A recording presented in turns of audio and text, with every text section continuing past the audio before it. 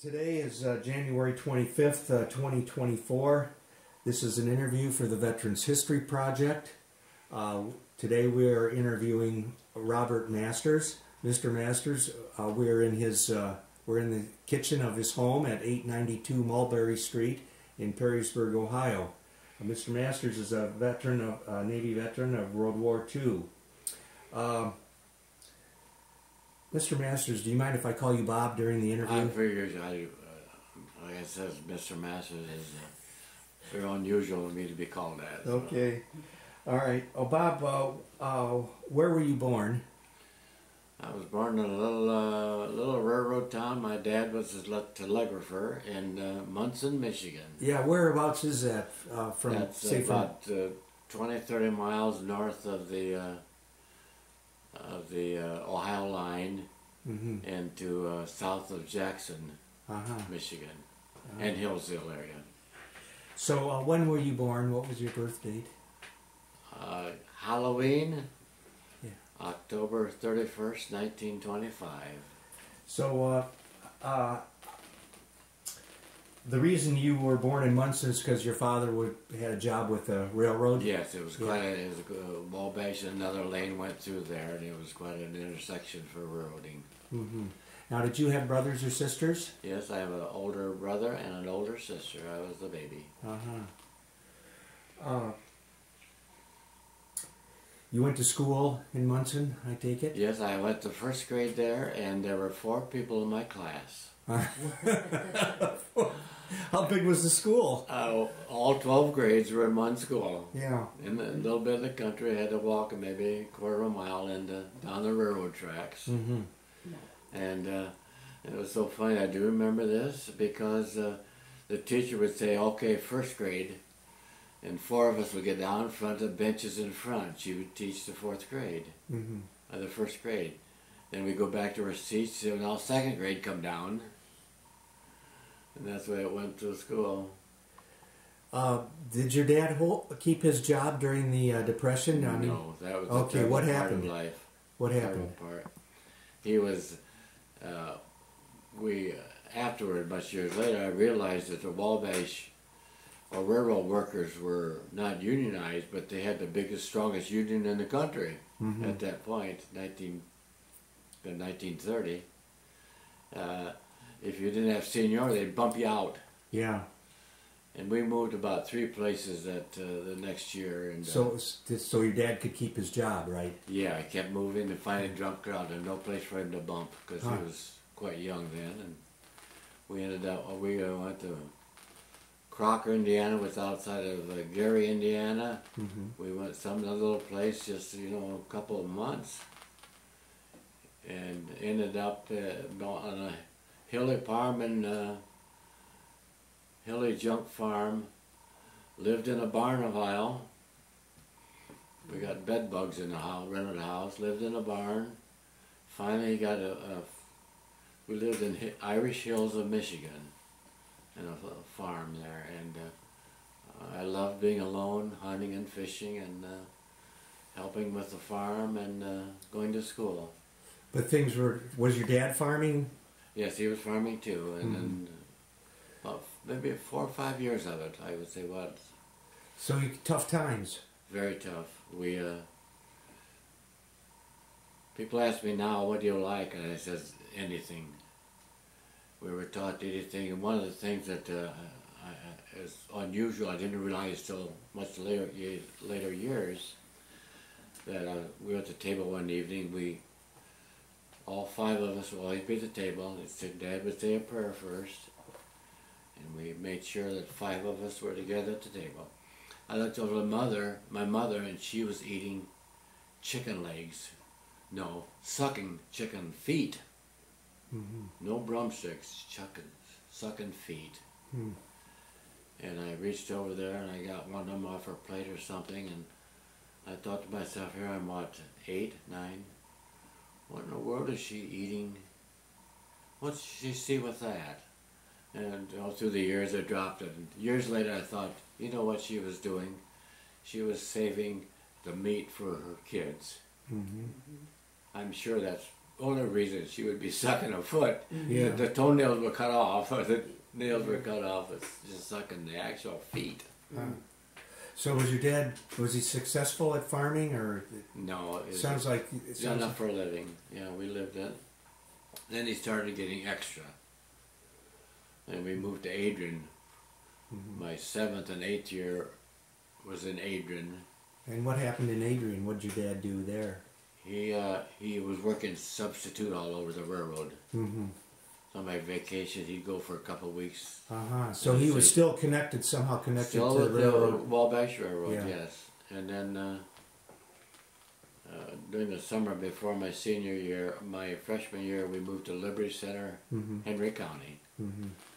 And he had this permanent station there then. Yeah, things were getting better as soon as we Yeah, started. they started, started supplying Britain with Right, that would have been 30, 39. 38, 39. Yeah. So things got better, and there were jobs around. Right. So How did your brother and sister? How did they manage? I mean, you My sister- probably all talked together. What did Yes. you say to each other? not a lot. My brother was 5 years older. Yeah. My sister was 3 years older. Mm-hmm.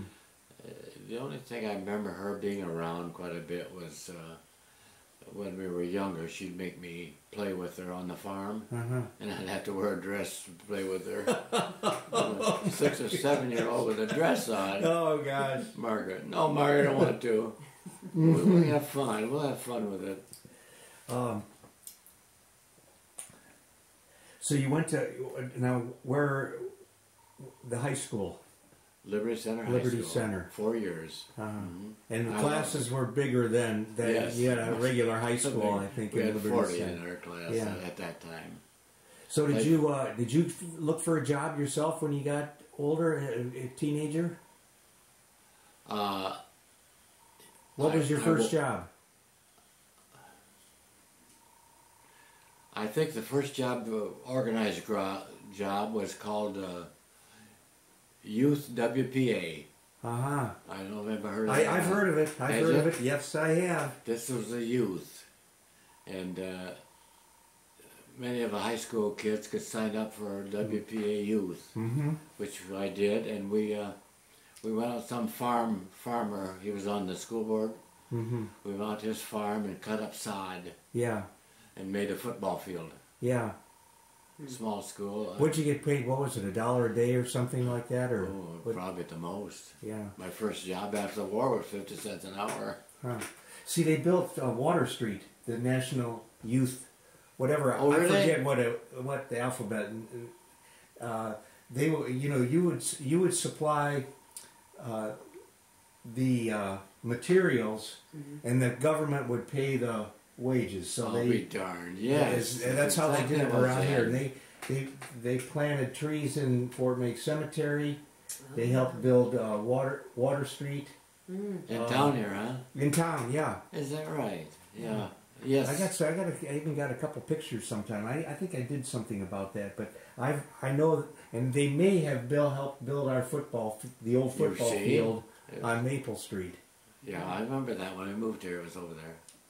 So they were involved in a lot of things, and of course there was the WPA, which would have been the adult version of what he's speaking of. Yes, that was fair. That summer worked quite a bit around the school So ground, mostly on school grounds. Yeah, it was public things, public projects they worked on. We loved it because it was together with all the high school kids, you know. Yeah. They were all friends. We enjoyed it. And he made a little money. Yeah. Not much, but I'll tell you what I did because I was still having trouble with my home life. I lived with my sister. She married right after my mother. She married and moved away. Well, about the last couple of months of my senior year, I would stay on and off with her because I was having trouble at home. Yeah. And I went around town. You want your car washed, 50 cents a car. Most of it because I loved driving the car back. Yeah.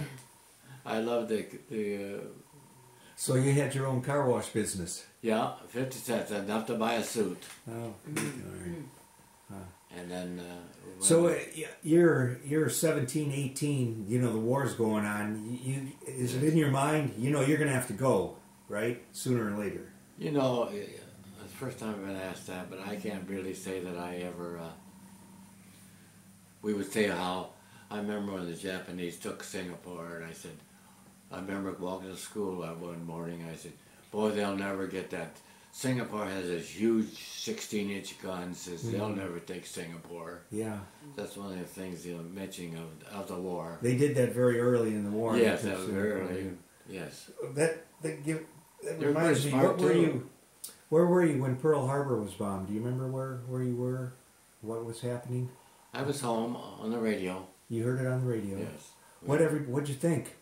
What'd everybody think? Nothing at that time. Did you know where Pearl Harbor was? No. You know, I get that. A lot of people, they never heard of Pearl Harbor. No. You know. We've heard of the Hawaiian Islands. Yeah. In some of our history class probably, but that's about all.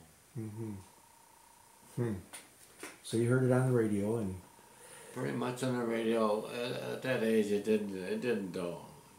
It wasn't a disaster to us. Yeah. What was that, 14? yeah. 15? It wasn't a big disaster because we knew what was going on, but schooling, it seems like we just went on with schooling the same. It didn't abrupt schooling or anything. Except I think it was the senior year, there was some effect because the government came out and said all possible adult, semi-adult or whatever they called it, required to take some athletic programs. It was a school program from the government. Yeah. And all the boys, I don't remember what the girls, maybe nothing girls, but we had to sign up for 2 athletic programs. Although I was in football and basketball and everything. I loved this sport. They were already trying to get you in shape. But I still, I signed up for boxing and wrestling. And I was champion of both. Yeah. So you graduated in 1943. May of 43. But you were only 17. Right. So after you graduated, what are you thinking? Are you working? Are you doing anything? Or you got a plan? I went home. Dad did, let's see, yes, I went down to Toledo here, got a job at the Vilbus Paint Company. Worked there a week and went home, and then Dad says, "Don't come home anymore." So what happened? So I went down, I came back down on the railroad. Did that passenger train right off in Backyard a couple times a day. Passenger, went down and went to the recruiting office, joined the Navy. So that was your idea. You Yeah, I said, the heck with that, I didn't have any home. Yeah. What do I do? So I joined the Navy, and a whole busload then, I think they called me maybe the next week. I took a semi-physical here and everything, and signed up, that same day. Yeah. So they took you in the same day? They didn't give the oath yet. Pardon me? They didn't give the oath that day. Yeah, But okay. they gave you semi-physical and everything, and signed you up. Yeah, they did it pretty fast back then. Yeah, pretty fast. And then I think the next few days down, everybody organized down there. We had a busload of 17-year-olds going to naval training, and that's when Where'd you go, Great Lakes? Great Lakes, and we got off the bus there, and they gave us all the oath. Yeah. Yeah. So as soon as you get there, they throw you in the barracks, right? They threw you in barracks. So here, had you been away from home ever? No. What? No. So were you scared? Concerned. Yeah. No. How about the other guys you were with? They were all new, or they're... We're all the same, all 17-year-olds. A lot of them would talk to school, a lot of them at Toledo. Yeah. Some from private school. Any of them scared? Any of them crying? No. No, we just, we had a good chief who's in charge of our company. And he was very, very nice with us kids. And no, we were all new and waiting to be directed, I think. So you're there at Great Lakes 2 months. training. Yeah, what happened in those 2 months? What kind of training did they Pretty give you? much a lot of marching. Yeah. Fire control. They'd light big tubes of fire. We'd have to put them out. Swimming. Mm-hmm. I had my life saving before that from Boy Scouts, so didn't have to go through swimming thing. Yeah, well, that maybe. Everybody had to learn to swim in the Navy. Yeah.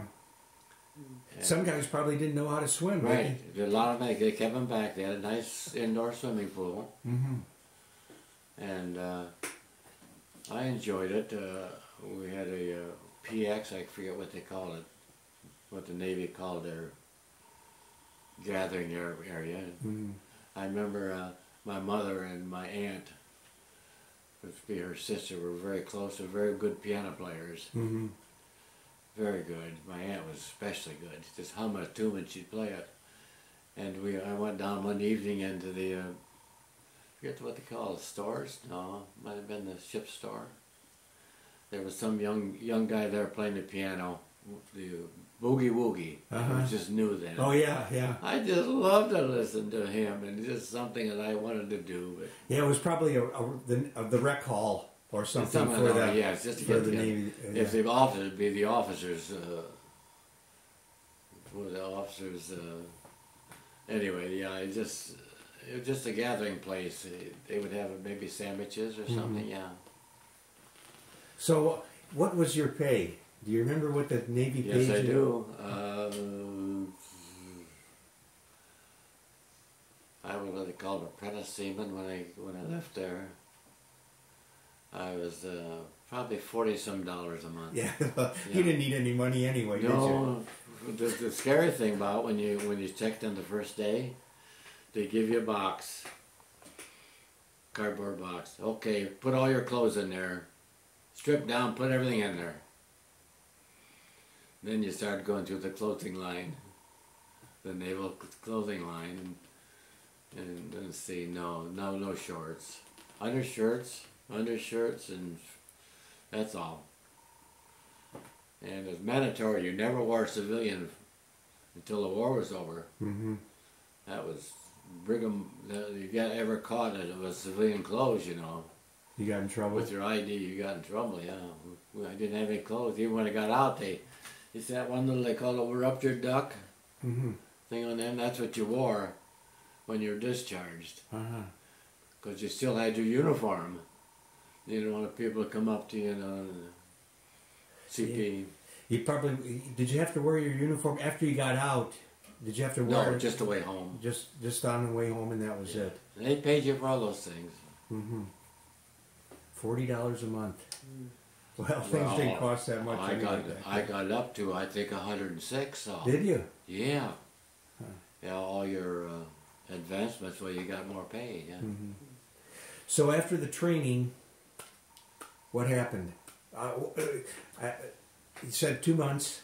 That's when I went.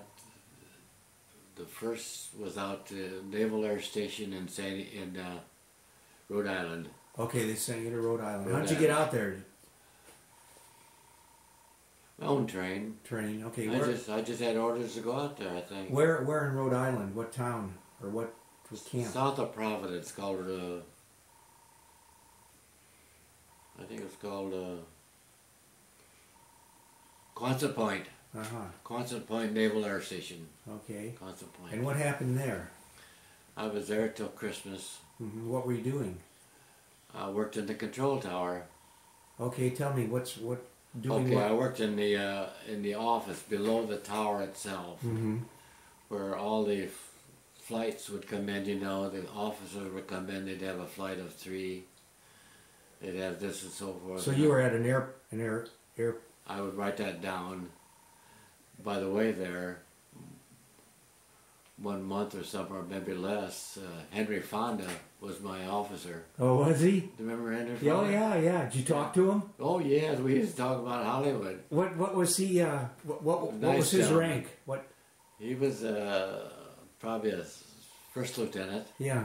So you talked to him? Oh yeah, we talked to, because I'd sometimes get the 8 to 12 watch at night or something. Yeah. And he'd be there. So where were you? Where was the watch? Where was guard duty?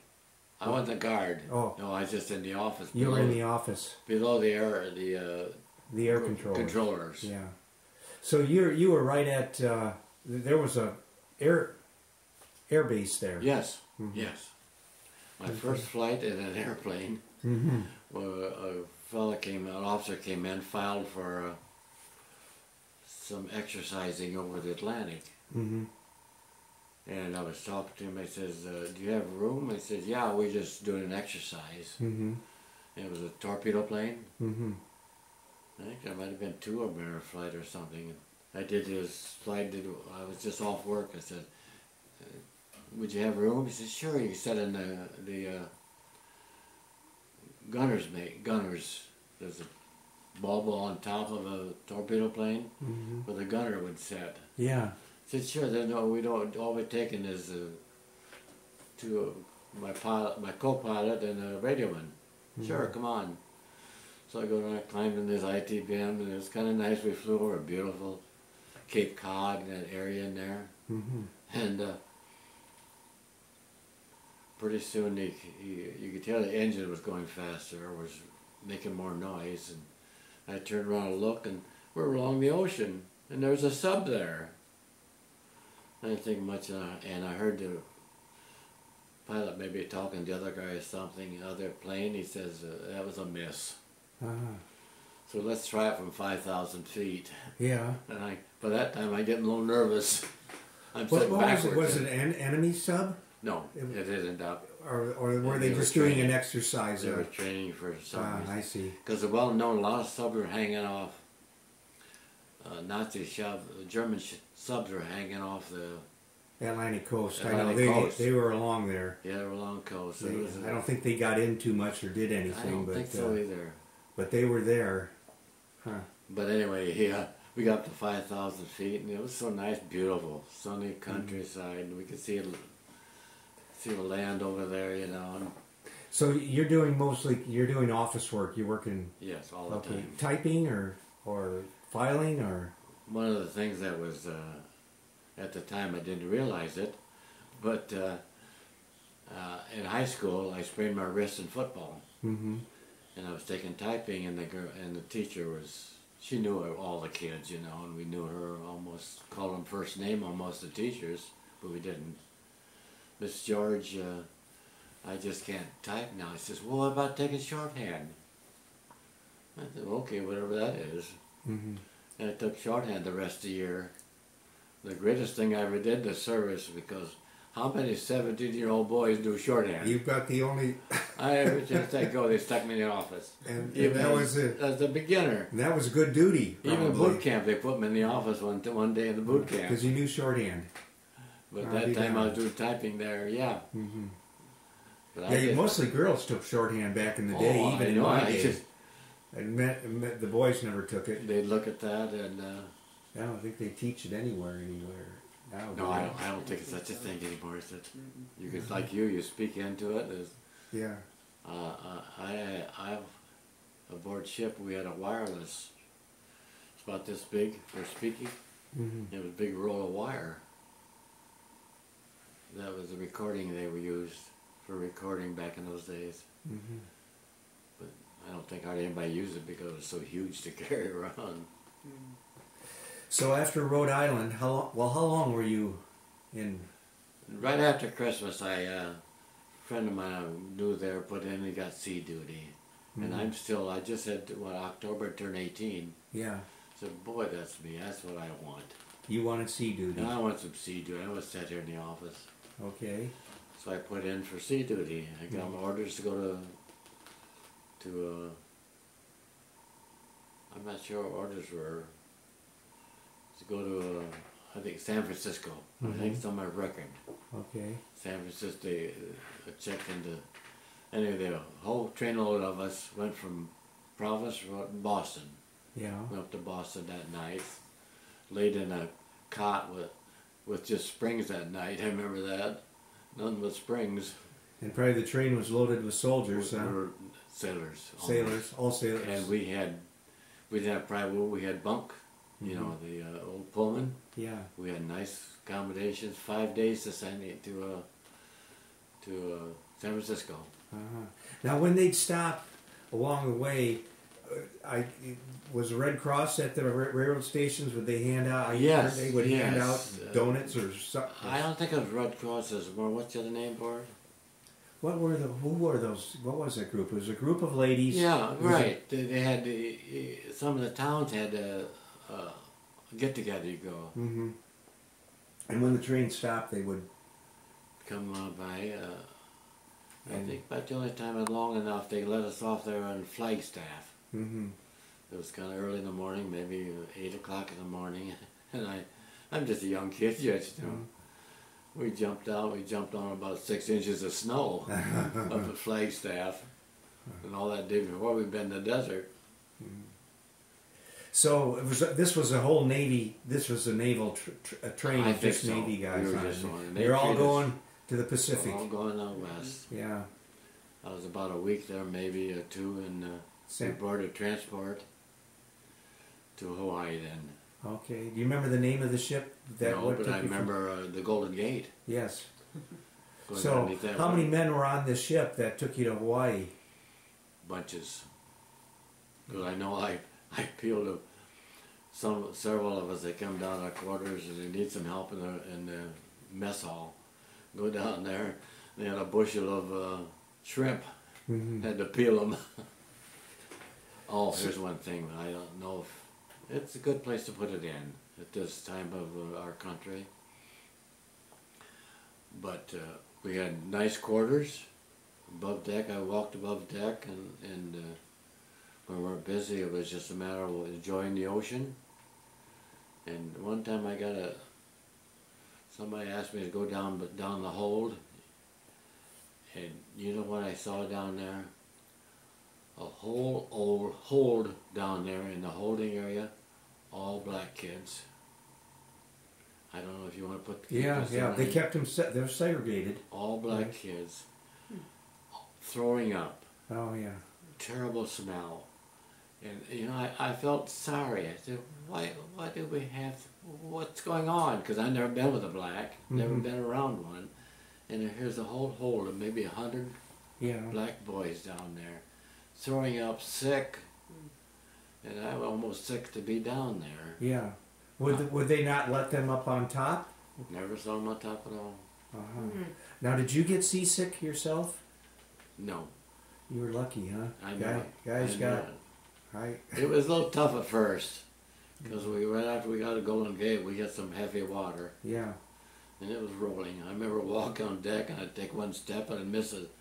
It'd be down another foot below me. The other step would. But that's only. Oh my gosh. Oh my God. So you were on. This was some sort of troop ship. Yes. And then once you got to Hawaii, what happened? Where they took you where to? Put me on the naval station on Pearl Harbor. Okay, and what'd you do there? Office work. Mm-hmm. And did office work in there. Our office, it was nice because we were kind of on our own.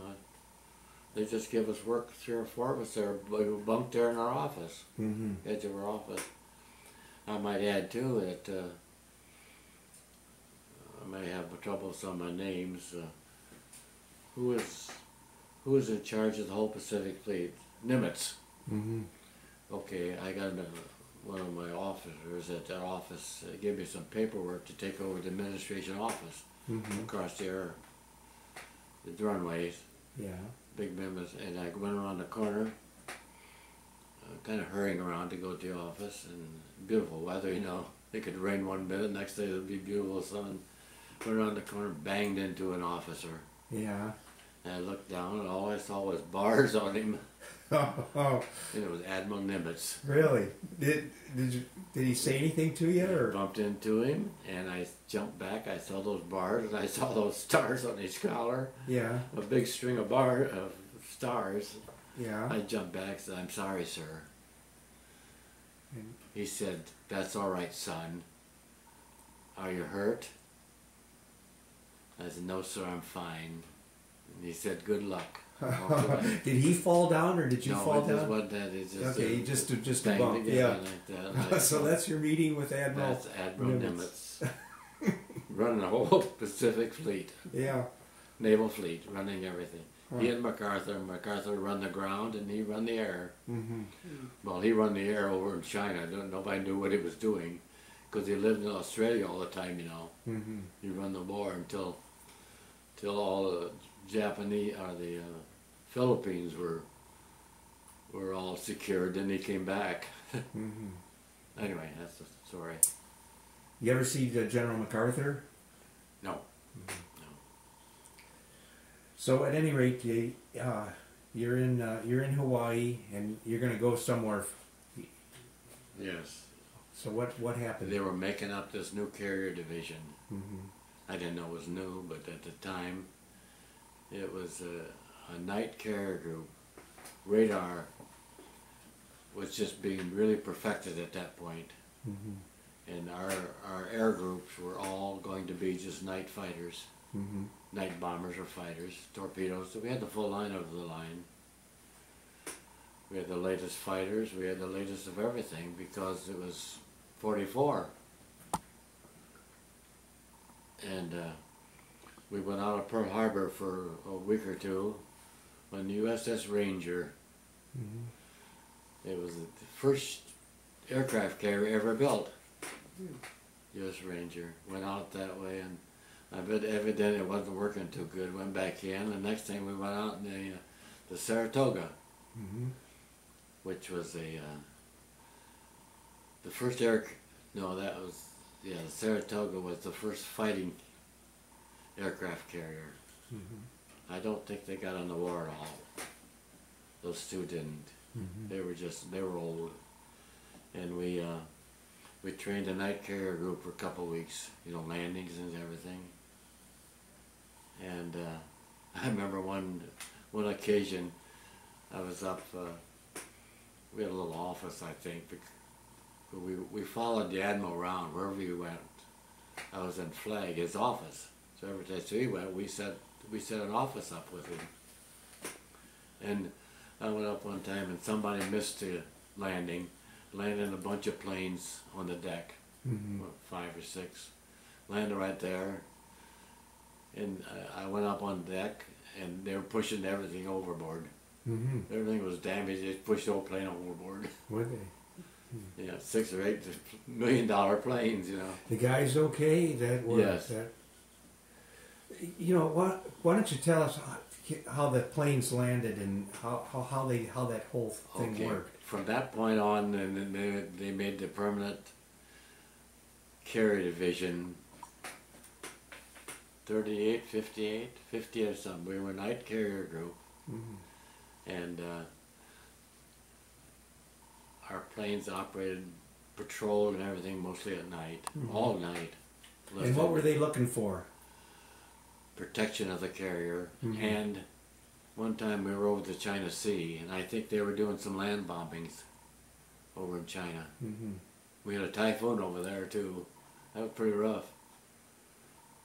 I was up on watching the admiral's quarters. Admiral's quarters when they lived there. Admiral Khan or something, where he run the division. And I used to have to go to my short hat. I'd back up the radioman. That was a permanent radioman and run the radios in there. And I heard the report come in. Some destroyer says request reduced speed. Says I'm losing gun mounts on the destroyers. We're in a typhoon. I went on a catwalk, looked out, and we were taking spray over the flight deck. And then I got light, turned light in as I was leaving his quarters. And I looked over there, and the destroyer would disappear in the waves, Mm-hmm. It would just go down. You look out there, and, hey, and pretty soon you bob if you see a destroyer, maybe a mile or two away. So you're on the U.S. Enterprise. okay. Where did you get on the Enterprise? Honolulu. Honolulu. Okay. Pearl Harbor. Yeah. Pearl Harbor, I should say. Okay. So what? So you get on the Enterprise. What is this? 1944 now, or is it 44, early 44, yes. early 44? Yes. So you get on the Enterprise. How many men were on? I think somebody said like 4,000. Really? And how many planes did they have? I guess we had a hangar deck, and they kept them on the deck too. I guess 50, 60 Really? planes. Yeah. It was combinations. So you had fighters, Yeah. F6Fs, You had TBM's torpedo planes. Mm-hmm. Then you had the SNBs, which are the dive bombers. Mm-hmm. They were wishes. Those dive bombers were wishes. Hmm. That's the one that saved us at that Midway Island for the dive bombers. Yeah, sunk 3 carriers of theirs. Yeah, I wasn't on that. It was before I got. Yeah, that Midway was a little bit 42. before that. That was. Mhm. So you're on the Enterprise now. How was that set up to? Were your sleeping quarters and that? I mean, were you? Yes, I enjoyed it, but the Navy was. The beds were crowded. It was crowded in the where. Wasn't too bad. We from the Admiral's quarters, we had our separate quarters. Oh, you were lucky. I know. You weren't down there where I they know. were. The beds were 6 high. See, in his, oh no. There were probably 8 of us all in the quarters. Uh-huh. Yeah, I think, let's see, we had a couple of radio men and 3 from our office. That's 6. I think that's about all the enlisted men we had. Mm-hmm. Oh, we had a couple of Marines. Mm-hmm. They were Admiral's guards. Yeah, guard duty. Yeah, Yeah. Yeah. The Marines did the guard duty for the They Navy, got the didn't guard they? duty because they're supposed to be the gun people. Yeah. I only fired a gun once in my life in the Navy on training in Boot Harbor. The M1s, we got to fire. I don't think they even trained with guns. Did you? Did you train with guns at all? Just the or one not? time. Yeah, once. Yeah, it shot real bullets. Yeah. Uh-huh. We just learned the sights, and that's all we did for half a day. Only time I ever touched a gun. Yeah. Mm. So, you're on the Enterprise, and you're in an office position doing office work. Most for the flag. There were probably. I'll show you a picture before I leave them. Okay. I lost a picture of an enlisted man. So what was your function? What were you writing? Were you writing what letters for the officers? Yes. Yeah. Well. Or Most transcribing? Most of it was physical. Was war work. I wrote up our division's responsibility for Iwo Jima. Mm-hmm. I wrote all that up, typed all that. It was all approved by the officers. It would go through different things, probably. It came back as official, and I had a stamp about this big. And it read, it would say, top secret. Mm-hmm. I'd put that on every page. Mm-hmm. Of course, I couldn't get out any place. Who would I tell anybody about this thing? And I knew a month or 2 before we were going to land on Iwo Jima. Mm-hmm. That the Marines were. Mm-hmm. Marines. Now, being on the Enterprise, where was the first place, the first island? Did you see air carriers? They really didn't stop at islands or anything, I got did one. they? Yeah, they were a little different than the other. Crews, yeah, the small ship. The Marines. We had our own city. It was a city. Yeah. We even had an ice cream shop. Hmm. So First off, they had the soft ice cream. The first time I ever knew of a soft ice cream. Yeah. So you're heading for the Philippines, probably, huh? The Enterprise. We in the group at that point didn't know much of where we were going, but no, it was Leyte Gulf was the first. Yeah, Mm-hmm. that's when the surface fleet got decoyed. Mm-hmm. I remember that a bit. The Japs they were hiding behind the Leyte Islands into their bunch islands, and some of the surface fleet left at Halsey. Mm-hmm. Halsey was in charge of the surface fleet. What do you mean by surface fleet? What? Battleships and cruisers. Mm-hmm. And I think he chased them because they supposedly broke out of Leyte area, and he didn't realize they left another aircraft carriers behind. Mm-hmm. And we didn't take a beating because we were far enough away, but some of the Jeep carriers got sunk. You Yeah. remember about that, maybe? Leyte Gulf and Philippine Gulf? Mm-hmm. Well, the Japanese always wanted to go after the carriers. They did. Did they? That was the main That thing. was the first thing. But you had ships protecting you, didn't you? That were with you. We had a cruiser on each side of us, and it was not a land. What we'd call it? We call them the AA cruisers. They had no 6-inch guns, you know, like landing ships. All they had was aircraft guns, 5-inch, 20 caliber, and 20 millimeters. To knock down planes if they That's tried all to they had to attack protect you. it, to Yeah. protect the enterprise. And I've seen a lot of planes come down. And I've seen a couple that didn't come down except on us. Yeah. So you were under. Was your ship under fire at different times, or we had to worry about planes trying to? We weren't in. A lot of them didn't get through because we had at that point the war was really changing. Yeah.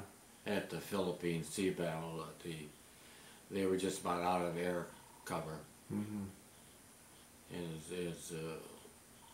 we were pretty much on the offensive at that point, not so much defensive, except for Okinawa. When you hit Okinawa, there were hundreds of suiciders would head out towards not only our group, other groups. Yeah. So you were out further. They didn't really get to you too much. More or less the time of the war. So no kamikaze ever tried to. Oh yeah, we got hit several times. Okay, Not until Okinawa. Okay, at Okinawa, Yes. the kamikazes would come in. One morning they announced 100 bogeys. Radars picked up 100 bogeys. And I had no general quarters station because I was just the office. And our hatch to the outside was, our seating was the flight deck.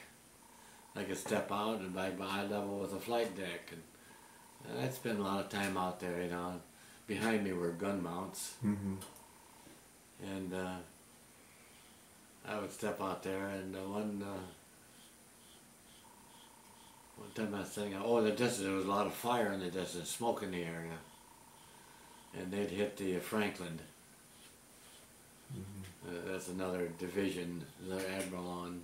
They hit the Franklin and a lot of smoke, and then another admiral on a Franklin, and they transferred him off to the Bonhomme Richard, and they slung 2 of us, office workers, put us on a destroyer, swung us over on a chain, you know, or what do we do, a seat? They had a name for the seat, and swung us over a destroyer and took us over to Bonhomme Richard. I'm still, I hadn't even reached 18 yet, or 19 had I yet. Not until that fall, yeah. Did a kamikaze or more try to dive into your plane, into your ship? Lots of them. A lot of them didn't get through. They were all usually just single. Did any of them get through and hit your ship? Yes, yeah, we got hit twice. So what happened? Did they do much damage or? They always tried to get to the gas where the gasoline was, right? I mean, they'd always. They just tried to hit the planes and didn't hit it. But, oh, I didn't tell you the tail of one before that. Before that, Okinawa, we had a Japanese plane. We didn't know at the time. It came out, a single plane. This is quite interesting. A single plane, I don't know, we just were monkeying around all once. I went up on flight deck to the Admiral's quarters. I looked up and here's a Japanese plane. Tipped over sideways for me. And I could see all those big stars. Tipped over, that's the one that dropped a bomb underneath me. Dropped a bomb and I saw it hit. I'm only about 50 yards maybe up in the front of the bow. Dropped the bomb there and it bounced along like that. And then broke in 2 pieces. It didn't explode. And it came under me about 10. I'm on a catwalk outside. I just left the office. Catwalk on, It hit right underneath me. I watched it through the railing, floor metal. It was bounding in two pieces, and that's when that fuse went off. Mm-hmm. And once a couple of sailors, I think, run out on deck, and they rolled it over. I thought they were the brave ones. Yeah. A bomb, take a big bomb, they're about this big as a bomb was. They're rolling it overboard and push it overboard. And Huh. It didn't explode, did it? the fuse broke. Uh-huh. The fuse that would, I wouldn't have been pieces if it hit. It'd been 10 feet under me. Yeah. You wouldn't have seen pieces. They wouldn't, just a disappearance. It would have done a lot of damage, including Yeah. you, right? Yeah, yeah. The island too, because I was only about 10 feet from the full island Oh where my all the gosh. operations is. Anyway, the reason I brought this up was that I have a audio tape thing that the Site Center is giving me, Mm-hmm. and they had a book about the memoirs of a 4-star admiral, Japanese admiral. Mm-hmm. And the family didn't release it until in the 90s. And it's full story of the Japanese 4-star admiral in charge of the whole Pacific fleet, air fleet or naval fleet. He wasn't on the ground for us. And in this thing, the admiral in his memoirs tells about one of his airplanes dropping a bomb on the Enterprise. Mm-hmm.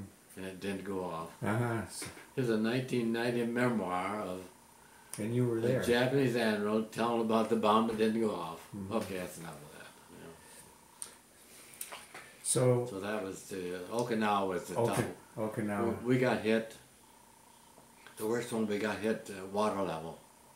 I remember seeing the plane come in. It's wobbling and see these guys were not experienced pilots. Mm-hmm. All they were was just volunteers to give their life up for it. And I talked to a couple of our intercept pilots. He said it was they'd meet them way out. We didn't see them or anything. Our patrols would meet them way out. And he said it was terrible just seeing those. He said I could fly up to them, and he said they were just like this flying. Hmm. And if we closed out, we'd probably see them shake. Yeah. They could hardly maneuver. All they could know was up or down, and Yeah. they weren't even taught to land a plane. Yeah, they because you gonna weren't land a coming back, plane. right? You had, what did they have, just like one bomb? One Pretty bomb much. on a plane? Pretty much, I think Yeah. it might have varied of what they were looking for. Yeah. Huh. Penetration bombs or stuff like that. But Yeah. yeah, that one morning, the sky was just full of aircraft tracers. Just maybe you've seen pictures of them sometime. Mm-hmm. Just the whole sky full of. You just look up and the sky was just. You talk about a 4th of July, nothing compared to this. Just filled with tracers. Mm-hmm. And How long were you in Okinawa? That battle lasted a while, didn't it? A Yeah, month we or were- two? It was Longer? just after Iwo Jima that long. Yeah. Yeah, we were out there. Well, we got hit above the waterline, Mm-hmm. and then our division broke up then. At least our carrier. We went to Pearl Harbor then. So the Enterprise turned around and went back to Pearl We Harbor? went to Pearl Harbor then because we were damaged. Mm-hmm. And I think they had half the compartments down below closed up because of the water. We got hit. I had a picture of it. One of the World War II stories about it showed the Enterprise just real quick like that of the bomb hitting from another ship. I mean a plane hitting us at water level. Anyway, we went to Pearl Harbor and they tipped us over on the side to repair it. And the poor guys in our compartment, they were on the wrong side. They'd have to put ropes up. So you stayed on there? You stayed on while they repaired it? repairing. Mm-hmm. And they came up one day and officers, you didn't really know what's going on or where things came from. They come up and they said, you have, personnel has informed us that you have 2 years overseas. Mm-hmm. And that's all they kept on, man, I didn't know it. They come up and says, we'll transfer you off for transportation back. Mm-hmm. So I went over another place in San Diego, in Hawaii, Kaneohe Bay, looking for waiting for transportation back. You're gonna go back home. We're getting a 30-day leave. That's what they give you with 2 years overseas. Okay. And So you're already 2 years. The war is still going on. war's still going on. We were pretty much, it was, I think after our bombing there, they were pretty well on. And Wasn't long till we dropped the big bombs on here's the them story after that. going Yeah. on that. So you did you go home? Did you go home for 30 days? Let's get up to that. All right. We were in this Kaneohe Bay, and everybody's there waiting for transportation.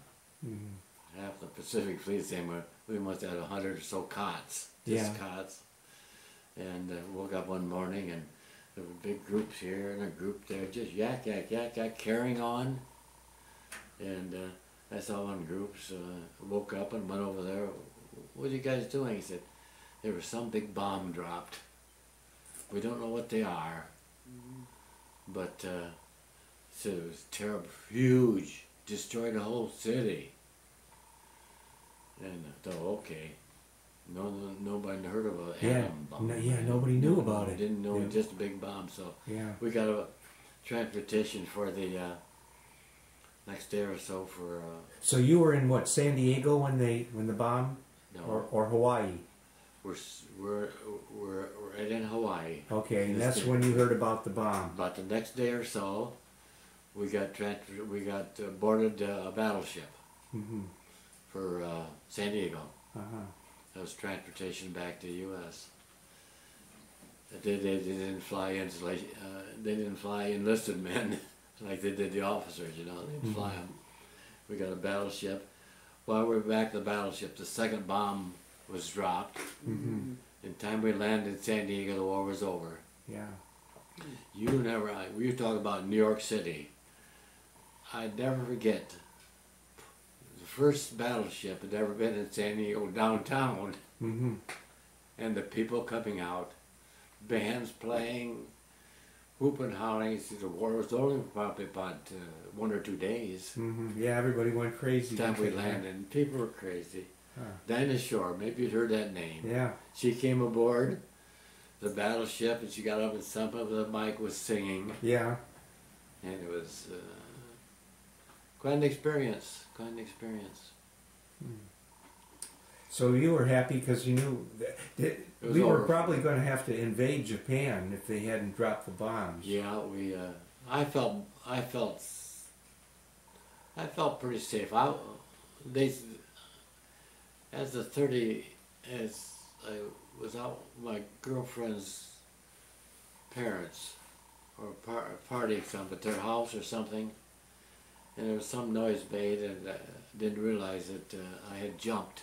And afterwards, they said, "We noticed your noises. You're kind of jumping." I said, "Evidently, but I don't really notice it.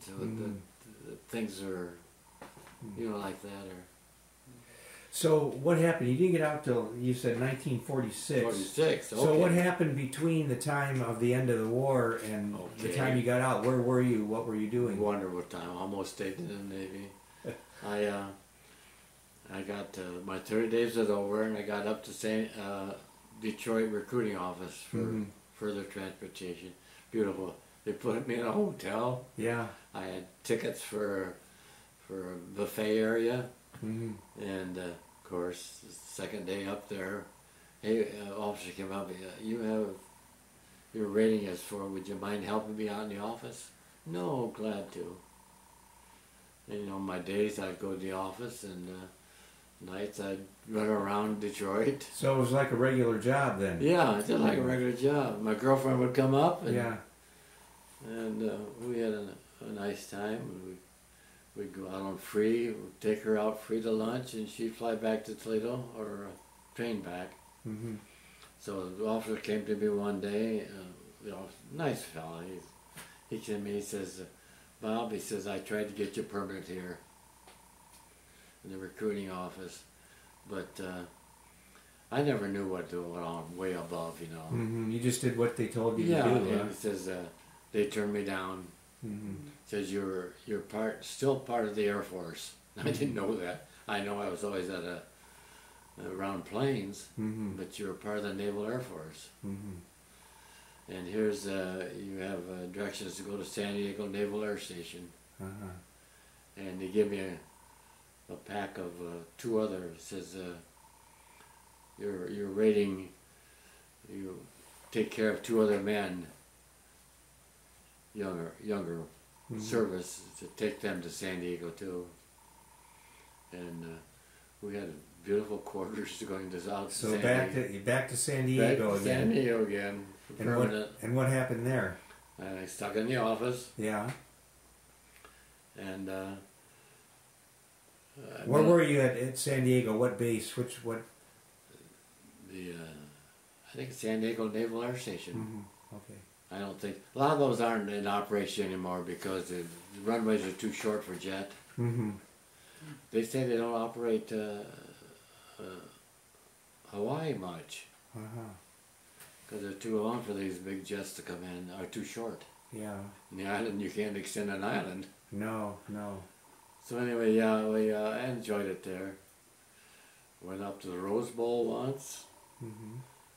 and that would be January '46.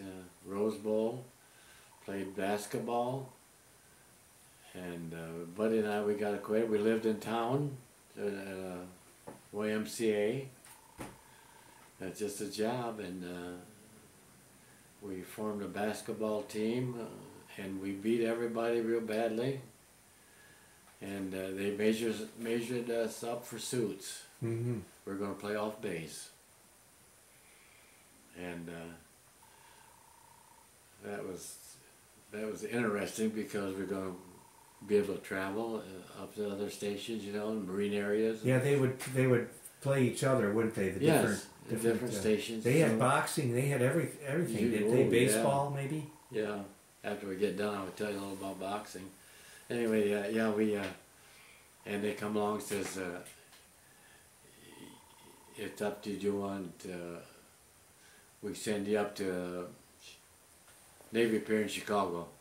Uh-huh. Wait for discharge if you want to. And I wanted to stay out San Diego, but then they said for discharge it's up there in Chicago. That sounded so good, so yeah, I'll do it. I was going to stay out there in San Diego. Did they try to talk you into staying in the service when it came time? Yes, not verbally so much, but classes. Mm-hmm. They would kind of teach you how to, not teach you, but go over the things of being a civilian again. Mm-hmm. The responsibility of what So you it made had. it look scary if you left the Navy, right? Yeah, I was offered chief. I Uh, was offered chief, and that's when you had the officer's uniform, you know, mm-hmm. except different hats and so forth. I was offered chief to sign up for another. Yeah. Did you have any intention of signing or? I enjoyed the Navy because I had no home to go to when I got Yeah. out. So you maybe wanted to stay in. Yes. But what happened? What changed your mind?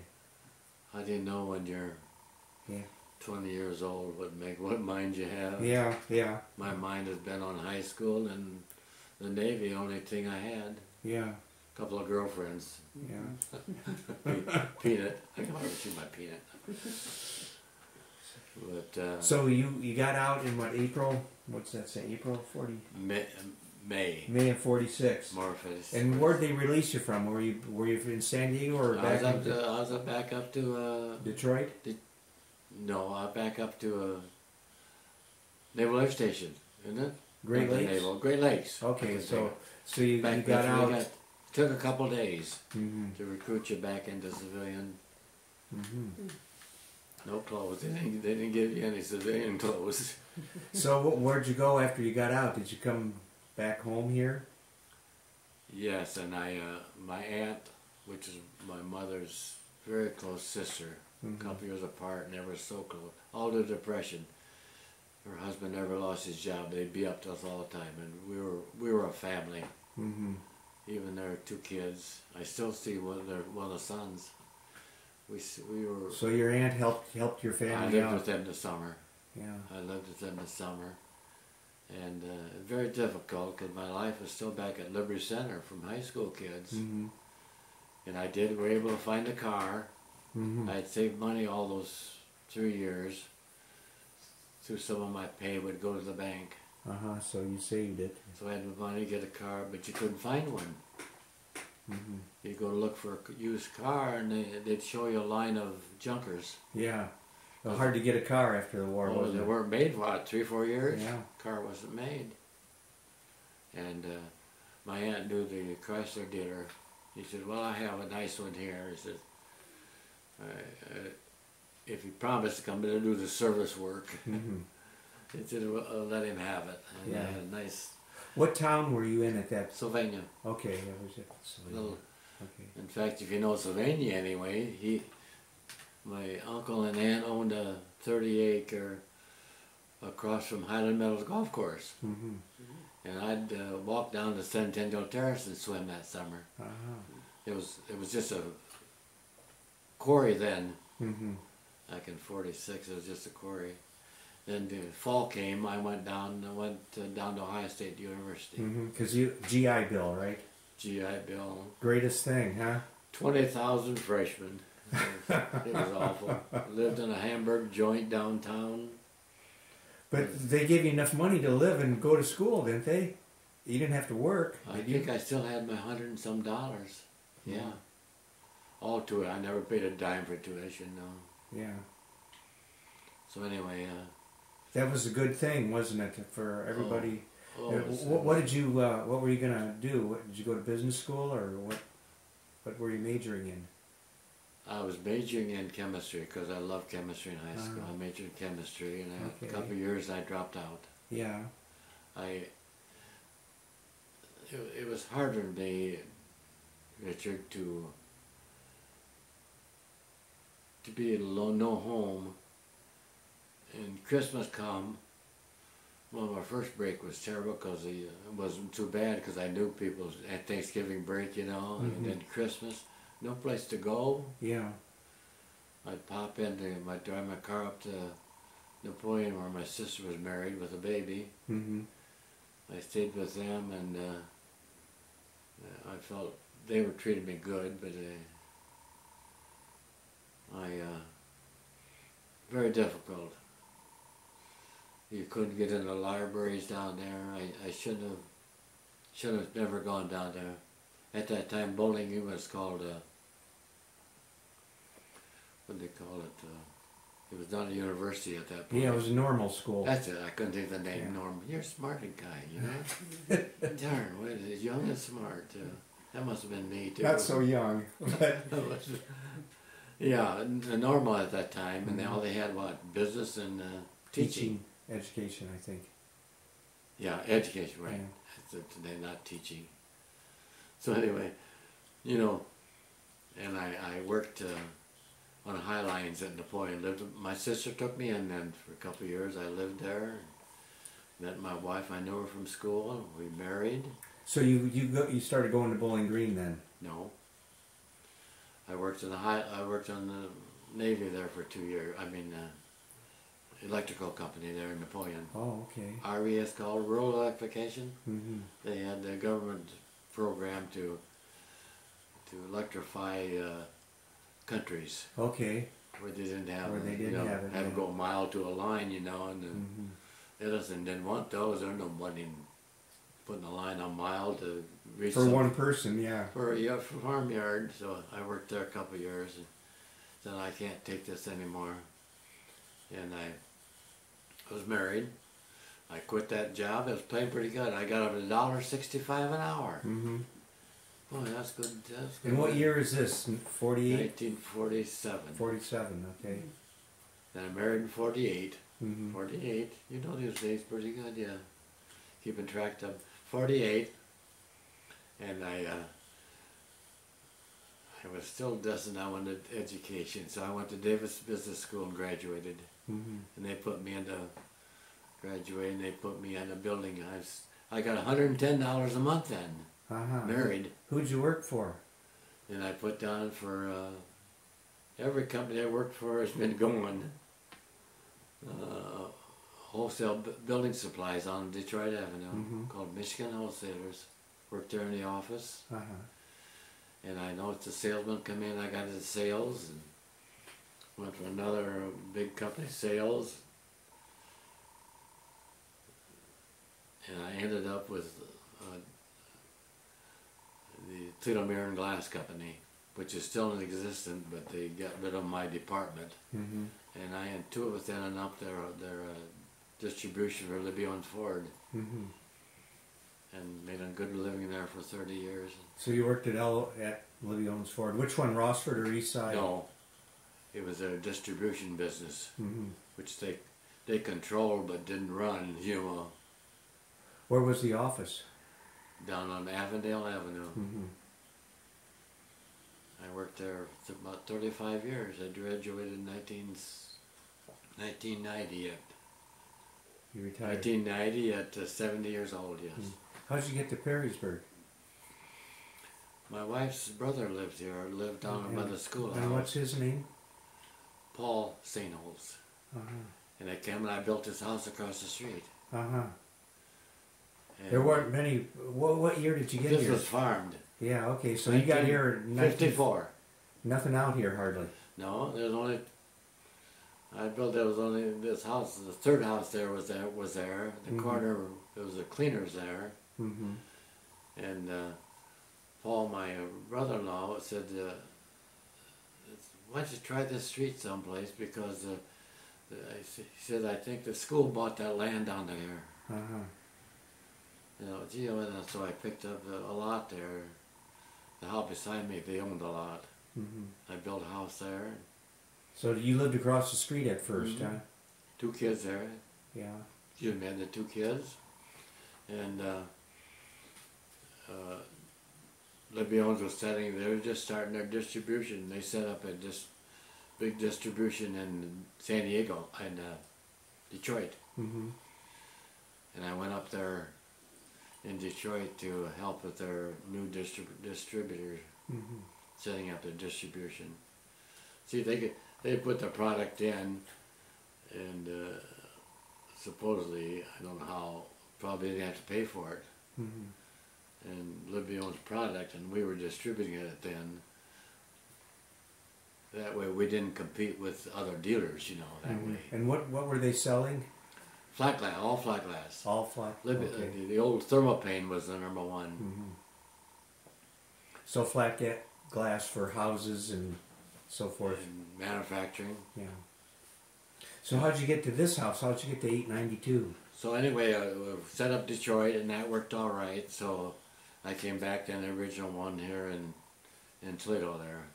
Worked there the rest of the time, and when I came back, we rented 6 months out on 5th Street, across from Fremont Pike. Mm-hmm. We rented a house there while this was being built. And Yeah. I laid these plans out myself. I bought a house in Detroit while I was up there for one to be built in a project. Mm-hmm. And Al Kaline had the next door neighbor. Yeah, was he? Remember the name, Al Yeah. Kaline? Oh yeah, you talked to him? Yeah, Oh. he had next door neighbor would have been. Was The he vacant lot. was he friendly guy too? Nice fellow. Yeah. Nice. He just died last year or something. Did he? I Yeah. had lost track there. Yeah, Is that hasn't right? been. He was probably my age. I think no, he was born. Now wait, I tell you how smart I am. He was born 1934. Okay, Al 9 Kaline. years younger. Yeah. Al Because he Kaline. won the bid. Remember, he's the youngest guy to win the batting title. Was it? Yeah, 1955 or something. He was like 20 or 19 or 20, Yeah. and No kidding. You know, you must have Alexa to tell out. I don't need that. Okay. It's all Good for all you. up here. Good for you. So yeah, that was interesting. So what year did you move into this? 1959. Okay. And what was your address across the street? Do you remember? Was that 800? 865. Mm-hmm. 865. We're the 800 block here. See, Yeah. next door is 900. Mm-hmm. Yeah. Reason there's vacancy there. That's 9th Street. Mm-hmm. They vacated 9th Street, and I'm on part of 9th Street. But the other house was Yeah, 9th Street never came through. No, except what? Second over there? There's one little 9th Street? Yeah, there's a 9th Street, but Yeah, there's only just a one couple block, out- isn't Yeah, it? one block, that's Yeah, it. that's 9th Street. Yeah, when they got out to this section in Perrysburg, it wasn't even. Like 8th Street is cut up, cut apart. And, Nobody knew what they were doing, probably. yeah, well, So new. developers changed plans, or bought. Maybe they sold to another person, and that's why we ended up with all these. There's how many cul-de-sacs? You got Lober You Drive. right here down was Yeah. Carolina Court, and there's one over here off of Cherry and Yeah, Pine and Cherry one. in Yeah, there. it's not laid out squares Yeah. like it is Just from 7th Street on up to front. just to get the land built. So how did you how did you meet your wife? And her name was, what was her first name? Ardith Ardith. Okay. Sainholtz. Right. Okay, I've heard that name. Had you? Yeah, her dad was. Her I think I dad knew was. a Teresa Sainholtz, probably your niece or something. Yeah, there's some in town here. Yeah. So where did you meet her? Did you say? No, I lost. Okay, I knew her in high school, Okay. and I missed. I knew I wanted college Mm-hmm. in high school, so I missed geometry. Mm-hmm. So the coach was teaching geometry. I don't know. I don't think education was the best back in those days, at least in Liberty Center. Mm-hmm. The year before that, he taught democracy or something, and I don't know how much accreditation they had to teach him, but that's what they did to keep him. And the coach got geometry, and I thought that if I get in college, I'm going to have geometry for what I want. So I signed up, and he put me right in the front row. And this girl behind me, she was a cute girl behind me, a sophomore, and I was a senior. And my girlfriend was behind her. Mm-hmm. So I used to give her a note, say, would you give that to Beverly? And I remember, because she was a farm girl. In fact, her dad lost his dad when he was 8th grader, and he dropped out of school. He farmed, and he ended up being a Democratic chairman for Henry County. Mm-hmm. He was a big wheel up there as an Yeah. 8th grader. Anyway, yeah, he... So you met her in high school, and you kept in I met her touch in high all school, just the time you were gone, huh? I'm not sure I've ever talked to her. Yeah. But I do remember, because being a farm girl, maybe you remember that you come up with a lot of stuff, Rick, for your age.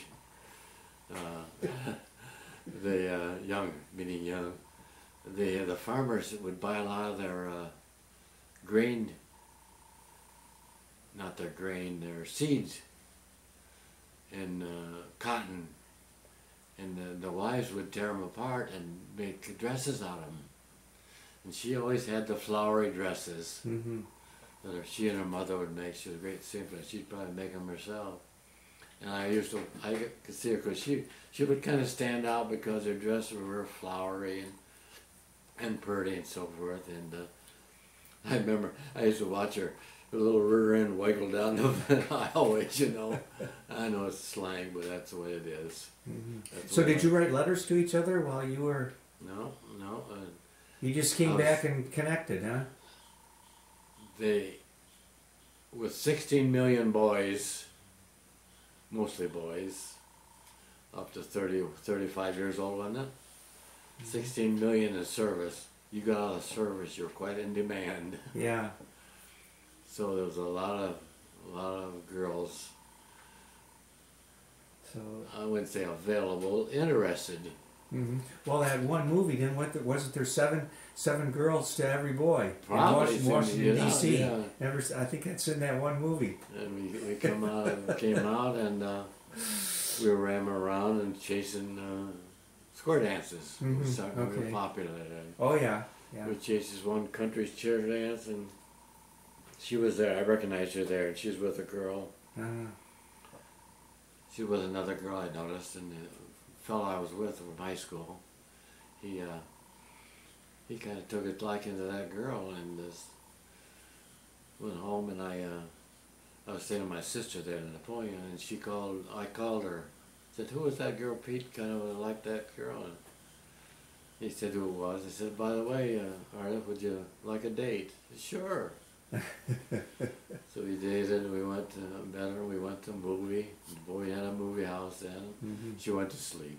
Yeah. I don't think she ever saw a movie all her life too. And that's enough of that.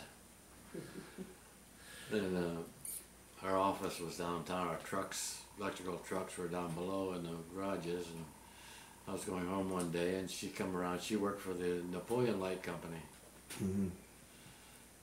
Which just shows a mistake of her life. Anyway, we kind of met out on the sidewalk. We talked a little bit, and she said, we're having a Sadie Hawkins Day dance at 5H. Yeah. Could I ask you to take me? Sure. I had a little more fun that time. She taught me some square dancing. Sadie Hawkins. Sadie Hawkins. You know what that is, right? Yeah. Yeah. It's a Sadie Hawkins Day dance. 5H was all graduate kids, you know. You know where that Sadie Hawkins came from?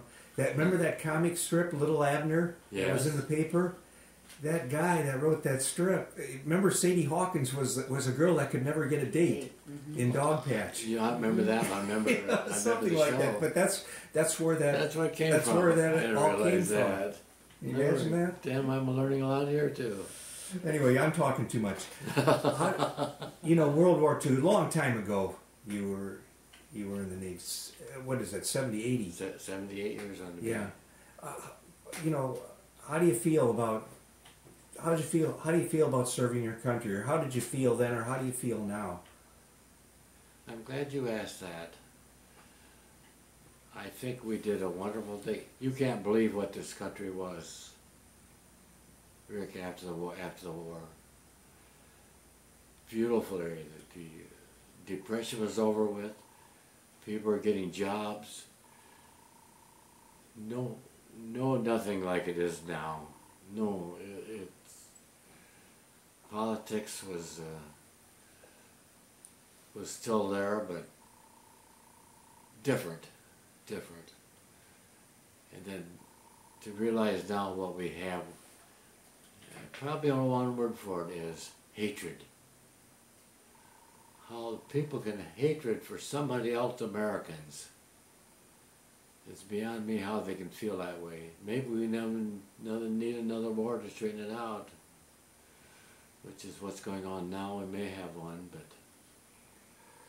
So how did you feel about your time in the Navy? Was it? As being a homeless kid, I loved it. They treated the Navy. If some kid sit down, in fact, I have to write to one. I don't know how the veterans and how they got it, but Veterans Day, I must have got about 30 cards all over the country. One was written by an 11-year-old boy thinking about going into the service. And I kept his address and everything I'm going to write. If Peter will help me write it, I'm going to, he wouldn't know about service, and I'm going to tell him about the Navy. It's a great place.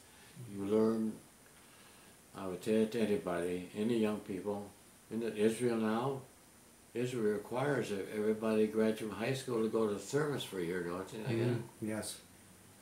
And I don't think it would hurt anybody right now to become Americans again. This thing was,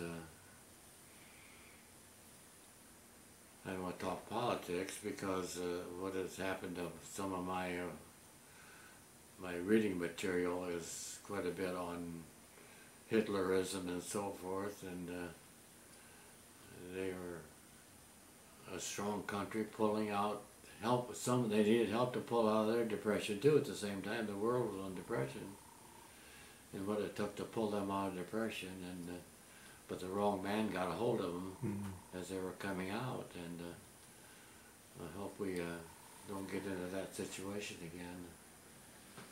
So is there anything you'd like to say? I guess we've been talking, what, about an hour and a half now? Is that long? Yeah. Is there anything you'd like to say? Now, remember, this tape is going to be for your family, so if there's anything you want to say that we skipped, or that you want your family to know, your children to know, or grandchildren. How many children did you have? I have 3 children. And how many grandchildren? 7 grandchildren. Okay, well, they're all going to see this.